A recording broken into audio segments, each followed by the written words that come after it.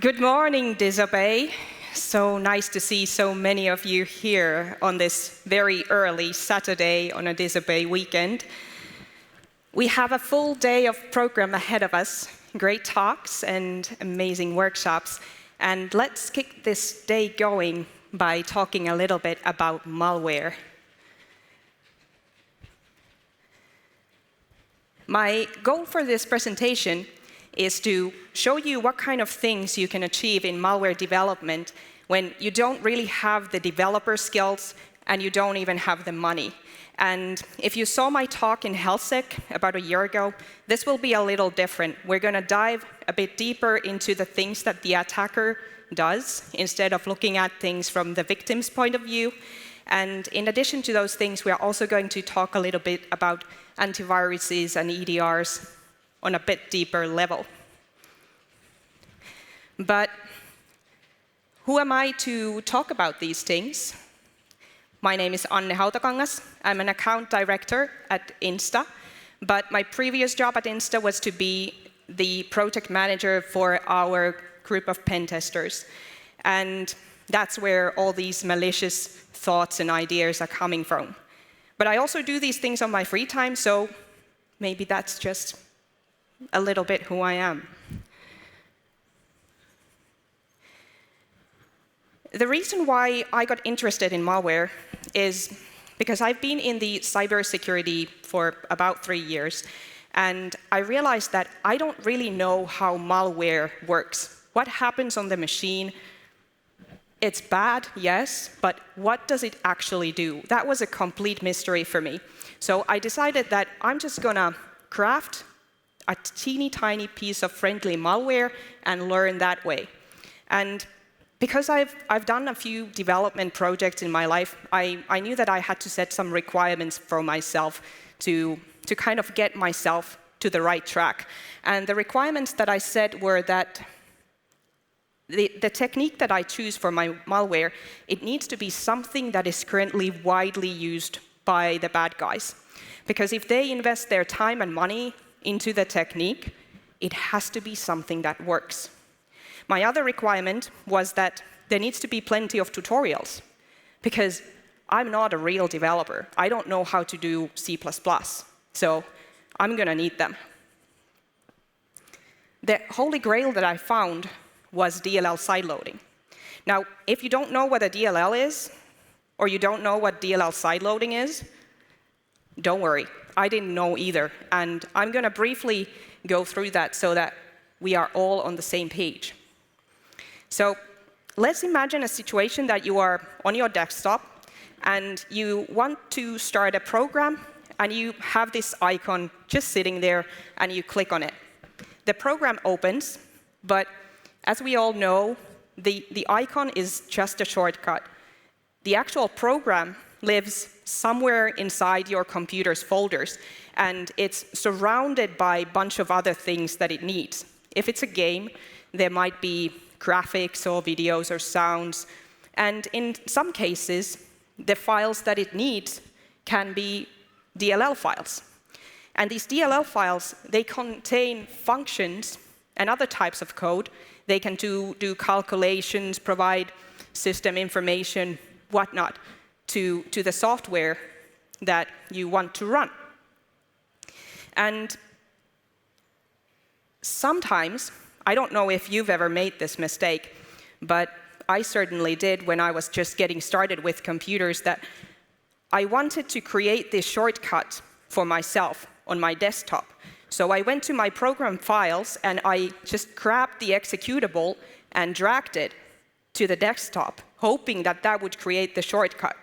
Of course, it didn't happen, and the program didn't work because it didn't find the files that it needed. It didn't find the DLL files, the graphics, it didn't find anything.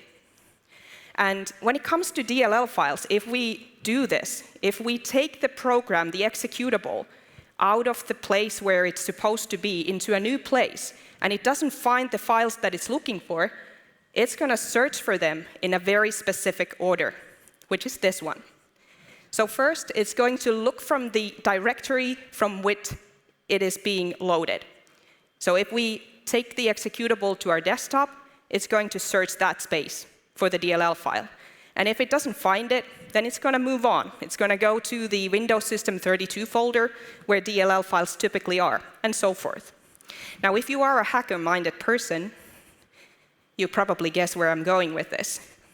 What if we take the executable out of its original location, we place it on a folder in our desktop, and we know that it's going to search for a certain DLL file with a certain name, and we replace or we give that executable a malicious DLL file with malicious content, but with the exact same name as what it's searching for.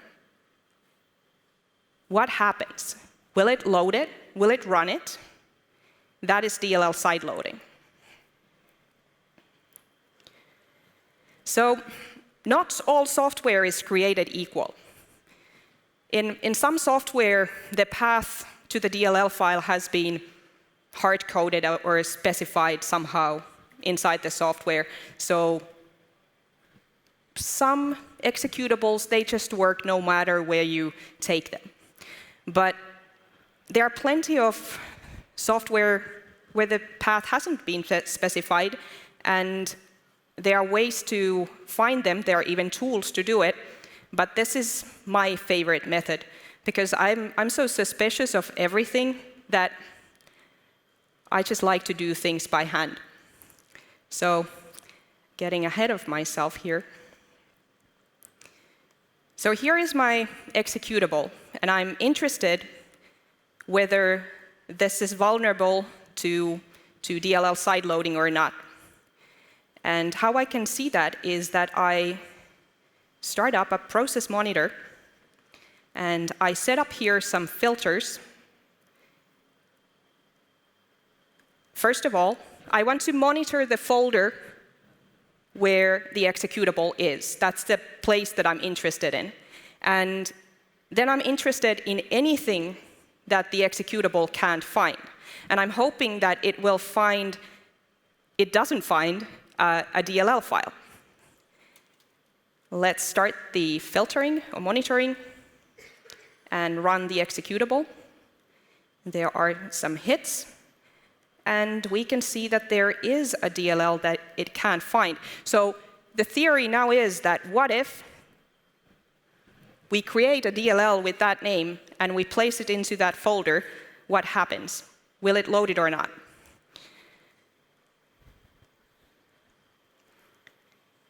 The DLL file, the contents of it, can look in its simplest form like this. There are a few extra lines here, but this is basically what we need for a DLL file. I have added this line here. This is the proof of concept. So if this line gets executed, a message should pop up.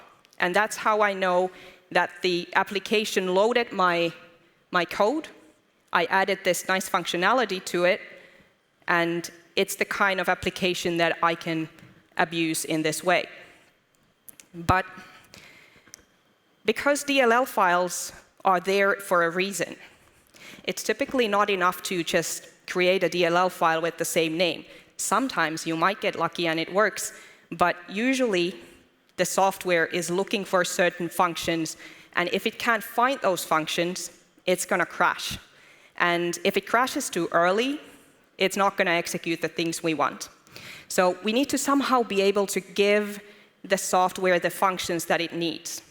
Now, if I were a real developer with a lot of C++ experience, I could probably just take the original DLL and reverse engineer it and write all the functions with their contents and everything. But I got stuck on the reverse engineering part in the hacker badge. So yeah, I'm not going to do reverse engineering. I'm going to take a shortcut. And my shortcut is this. I use a software. There are a lot of similar ones, but I use this software called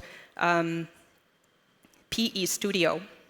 And what PE Studio does is that it takes the DLL file and it looks at it from the outside, kind of what kind of properties it has and that kind of things. And one of the things it can do is that it can see sort of what kind of functions the DLL advertises to the outside world. And these things that the DLL file can do for the outside world are called exports in PE Studio, and they are right here. So we can see that there are a total of 7 functions here that we should somehow take care of in our malicious DLL. And if we take one of these as an example, let's take this one right here, the third one from the top. You can see that there's a line here where we have that exact same function name. And what this line does, it's a forwarding that tells the software that's opening this DLL file that I'm terribly sorry, but the function you're looking for, it's actually no longer here. But here's how you can find it.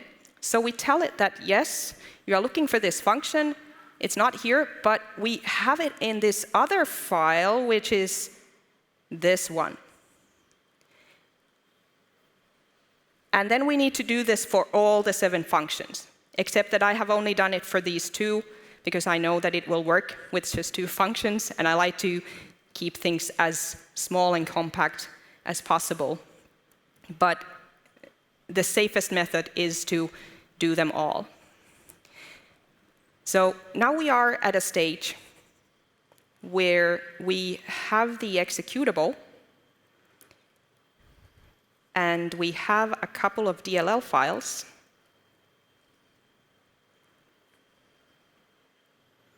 So this one is the executable. This one is the malicious DLL file.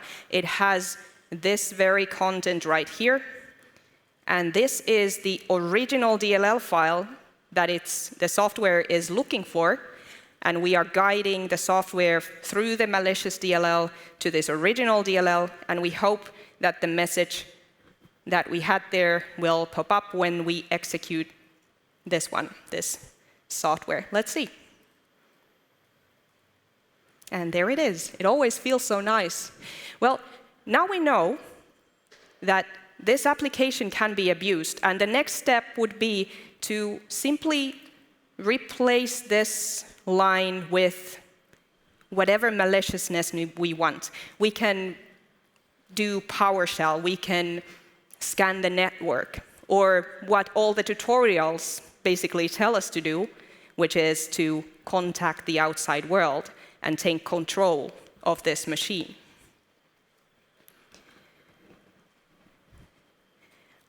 I typically use Windows software as my examples a lot, and I have a little bit of bad conscience about it. The reason why I do it is because we have this group of pen testers, and when we do pen testing projects in a corporate environment or red team operations, it's more likely to find Microsoft software in that type of environments than something like Baldur's Gate 3, for example. So that's why I use Microsoft a lot, and I also think that Microsoft's software is easy to find if you're interested in this type of things, because if you want to look for software that you can abuse this way, you can use anything you have on your machine, or you can download Windows SDK. It comes with plenty of small applications, and my favorite is the Windows WinSXS folder or Windows Side-by-Side folder that you all have on your machine. It looks like this.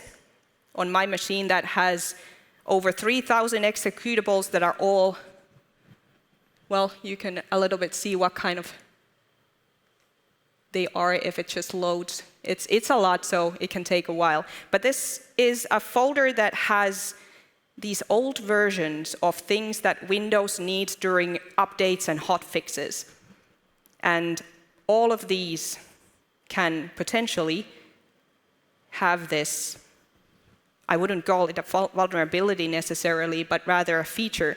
And it's very convenient that you don't have to take executables one by one and test them, but instead you can take 3,000 and test them all with a script, for example. But this is how you can find the software, test if it can be used for DLL side-loading. And let's move on to doing something malicious and taking over this machine. Like I said, I have a bit bad conscience about always using Microsoft, so today in this demo we're going to use Bitwarden instead. Bitwarden is a password management tool used by millions. It's great software, there's nothing wrong with it. It just happens to be the kind of software that can be used and abused in this way. And I chose Bitwarden also because it's a very polite software. What do I mean by polite? I mean that when you try to run it, it actually tells you straight away what kind of DLL files it's missing. So there's no need to do the process monitoring part. You can just get to work. And another great thing about Bitwarden is that it also writes an error log. So when you start working on your DLL file and things go wrong, it's gonna help you with debugging. So it's very polite, very convenient, and I have nothing against Bitwarden either. It's a great piece of software, but it just works for this purpose as well. So if we look at the malicious DLL for the malicious things, it's pretty much the same. So here is the same kind of frame for the DLL, and you can see that there's the line that does the pop-up, because I like to keep it there so that I know that the code is being loaded into the software. And in addition to that line, there's just this load function here. Otherwise, it's the same. From the beginning, we can see that there are a lot of more of this forwarding going on. And the rule of thumb is that the less there are these forwarding lines, the smoother everything will go. But here are over 50, so this is not a great example for that reasons, but it is what we have today, and that's what we're going with. So we have our executable, and we have some malicious DLLs here.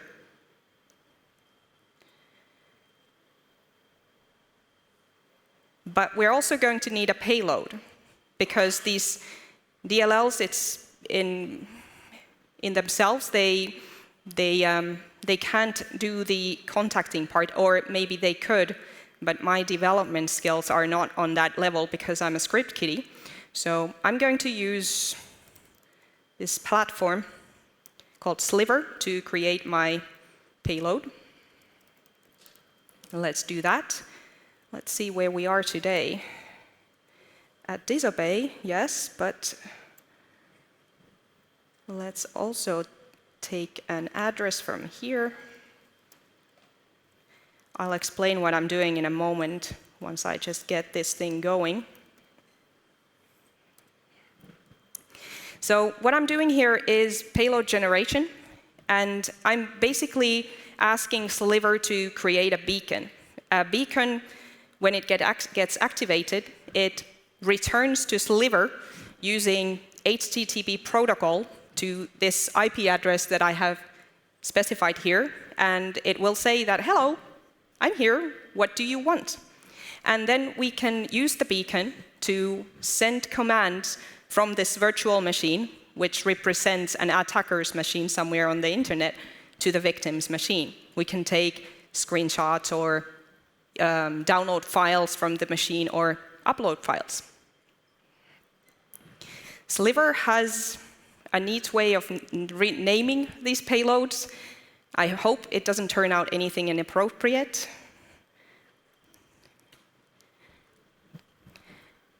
Let's see. OK, that wasn't bad. The G flag in that command was for disabling encryption. I have my own encryption for the payload where I use a certain password, so I don't want Sliver doing that part, and the shell code is just the type of beacon that I want. We're going to go through the encryption and why that is needed in a bit, but I'll just do it. What was the name? Fundamental equipment. All right.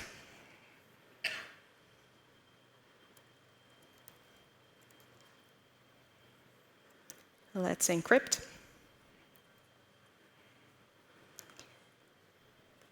And then we'll move the payload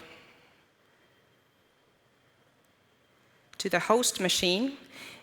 If you're interested in how an attacker would do this through a phishing campaign, for example, what kind of things the attacker needs to do there,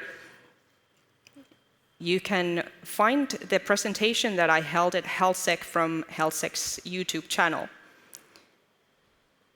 And there I show how these files can be hidden in a phishing campaign, for example.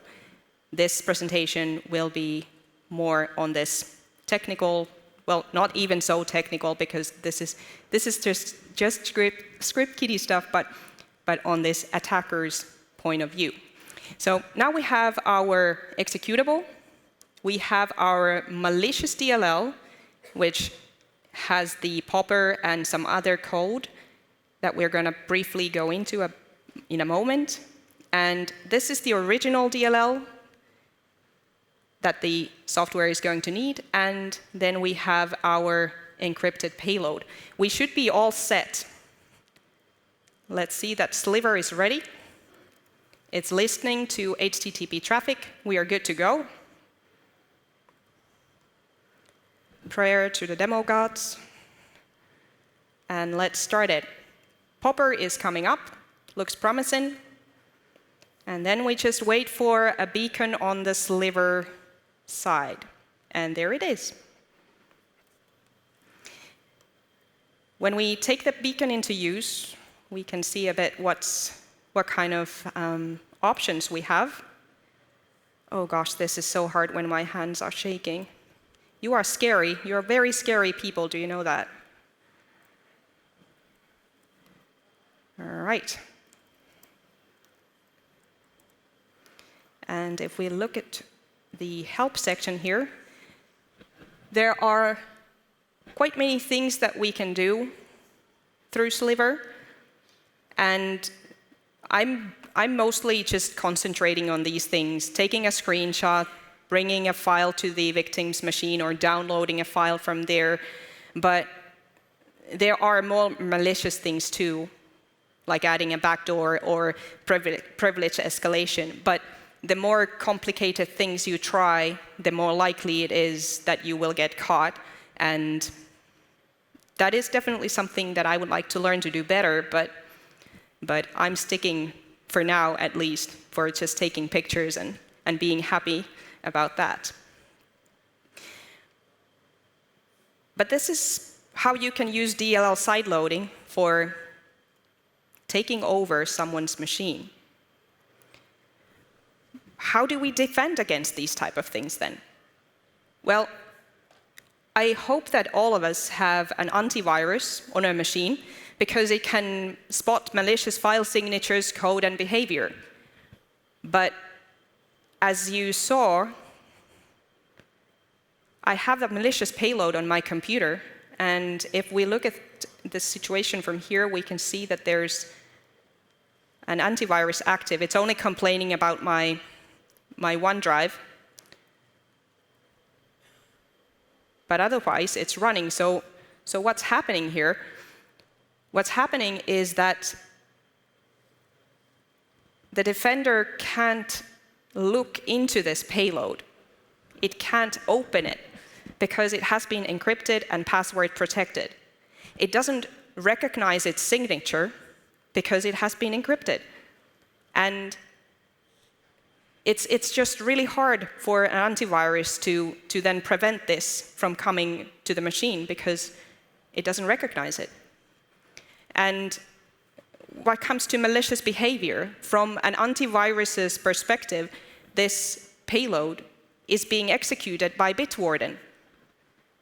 And it knows that Bitwarden is a good piece of software. There's nothing wrong with Bitwarden. So why shouldn't we allow it to execute files? And then when the malicious process starts, the payload is being decrypted. We do some antivirus evasion here in the DLL source code, where we kind of piggyback ourselves onto runtime broker's process, so that when an antivirus is monitoring what happens on the machine, it doesn't see a suspicious new process starting up. It sees a runtime broker, which is doing something, but it knows that runtime broker is a completely safe, ordinary, normal Windows process, and there's nothing wrong with it. So antivirus can be evaded. And this DLL side-loading, it's not even the most advanced technique there is. There are things like syswhispers and Hellsgate. A year ago, when I started looking into malware, there weren't plenty of tutorials for those, but I can already see now that I was preparing for this presentation, I saw that there are now proof of concept examples available. So it's becoming accessible for us script kiddies as well. Well, luckily, antivirus isn't the only thing we've got. We also have a thing called EDR. And they say about EDR that it can monitor endpoint devices, collect data related to system activities and user behaviors. And it's often powered by an artificial intelligence. What does that mean? If I use myself as an example, I have a very dear colleague called Pekka, and he described my job that you only drink coffee and you sit in meetings and talk with people. And if we take that as truth, that that is the only thing I do at work, and EDR is going to see that, well, Anne is the kind of person that just uses this meetings software, and that's all she does, nothing else. And then if one day I would start writing these elaborate PowerShell scripts, scanning the network, I would try adding users to our AD, the EDR would know that this behavior from Anne, it's not usual, there's something wrong, and it would raise an alert. It sounds great. It sounds like exactly the kind of thing that could protect us from these kind of things. But the truth is that even EDRs have blind spots. What if I wasn't an account director at Insta? What if I was an admin? And it was my job to create those PowerShell scripts and scan the network to see if a device is online and add our summer trainees to the AD. How would an EDR know that this user addition was malicious and this was not? Another thing that we can use against an EDR is time, because EDRs come equipped with rules. They know that if a malicious thing happens or a suspicious thing happens now, and something suspicious happens 10 minutes later, they can be linked and an alarm is raised. But what if we do a suspicious thing now and we wait half an hour? Will it be able to connect the dots? If it's a valuable target, we can maybe wait even longer. And it will get even harder for the EDR to make sense of it all. Now, not all EDRs are equal. Some can work out things better than others, and I would definitely recommend everyone to have an antivirus on their machine, have an EDR if they have critical systems to protect, but they are not perfect. The third thing that we use to protect our services are security operations centers, or SOCs. And before I dive into this topic any further, I want to say that I know there are a lot of SOC analysts here, and I have nothing but utmost respect towards your work. And same thing goes for SOC managers, because your job is hard. You basically need to know everything that has happened in the past. And you need to add to that all the things that happened today in this field of cybersecurity. And somehow you, in addition to all of that, have to get into the attacker's mind and figure out what kind of things they are planning and plotting. And it's hard. It's really, really hard. And during our red team operations just a few weeks ago, the team was running DLL side-loading in a customer environment. And an EDR was able to catch the DLL side-loading. And it sent out an alert that DLL side-loading is happening through OneDrive Updater. And the SOC analyst closed that as false positive. The reason being that they knew that OneDrive Updater is completely safe Windows software. There's nothing wrong with it. They didn't know what DLL side-loading is, but there were a bunch of other tickets just waiting there. And a very human thing to do. Just close it and move on. It happens. It happens. We are just human.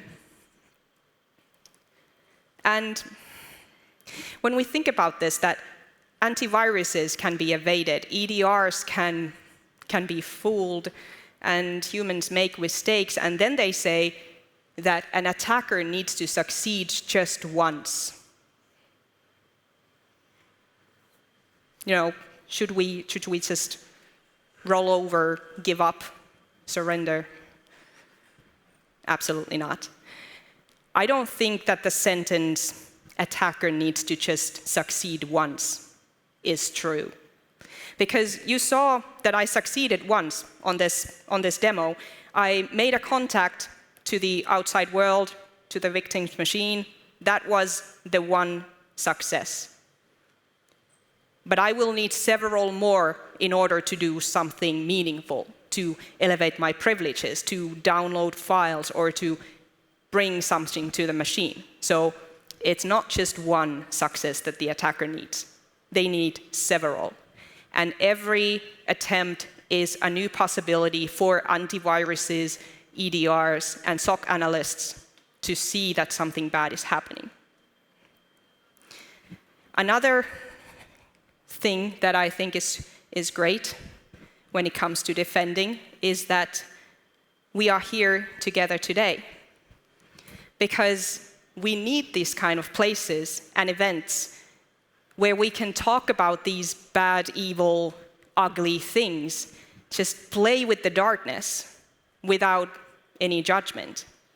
And it makes me very happy to know that if I would take all of you back with me to Tampere, and I would ask you to do a shift in our SOC, I would know that if there's an EDR alert that there's a possible DLL side-loading event happening in Bitdefender, I know that you would not close that as false positive. You would know exactly what's going on. And because that makes me so happy, I want to do even more. You can find here my GitHub project. And within that project, you will find the source code for the popper script and some instructions on how the process monitoring part was done so that you can do your own security research if you so wish. Do keep in mind that only do this on your own environment, on your own machines, because if you do this stuff in your corporate environment, for example, without permission, you will get in trouble, some serious trouble. So only break your own stuff. And if you get excited about malware development and you want to do something more than just a popper, there are plenty of tutorials for anything you need. So just put your Googling skills to good use and find answers for the things that your heart desires. For example, what do you think about this popper? That's a nasty one. And there's a tutorial for this. It's right there. You can see the URL there. And this popper is based on the same DLL side-loading technique that we just saw today. It's using Sliver, so the exact same stuff that I was doing here, and there are step-by-step instructions on how you can get to this.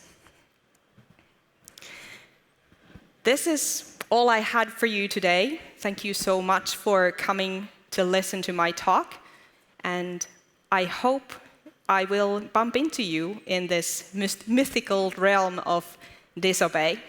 Thank you.